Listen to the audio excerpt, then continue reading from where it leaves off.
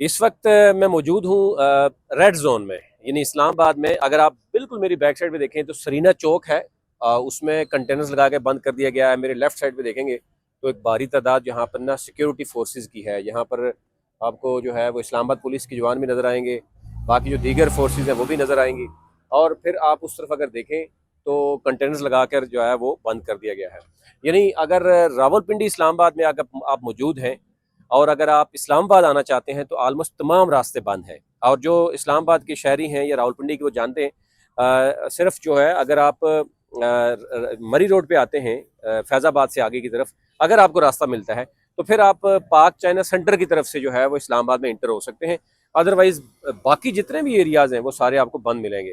क्योंकि national assembly का session भी था तो सुबह जो है वो कुछ लोग आए और आने के बाद रास्ते सारे बंद कर दिए। इस वक्त मारगला रोड भी बंद कर दिया गया है।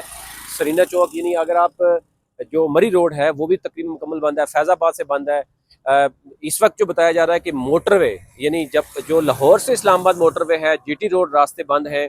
मुल्तान मोटरवे समेत बाकी मोटरवेज जो है वो कल ही बंद कर दी गई थी। लेकिन इसके बावजूद जो है वो तहरीक लब्बैक की जो सरबराह हैं उन्होंने चंद देर आप देखेंगे कुछ देर पहले भी उन्होंने एक ऐलान किया जुमे के बाद कि जी हम जो है वो इस्लामाबाद की तरफ आएंगे और हम अमेरिकन एम्बेसी तक जाएंगे।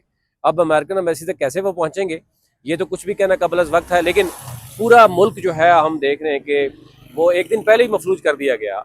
ऐलान जो था वो जुमे के बाद का था और ऐलान जो था वो शायद इस्लामाबाद तक का था, लेकिन पूरा मुल्क इस वक्त बंद है। अगर आप किसी भी जो है वो शहर से इस्लामाबाद की तरफ आना चाहें तो आप जो है वो नहीं आ सकेंगे। तो मैं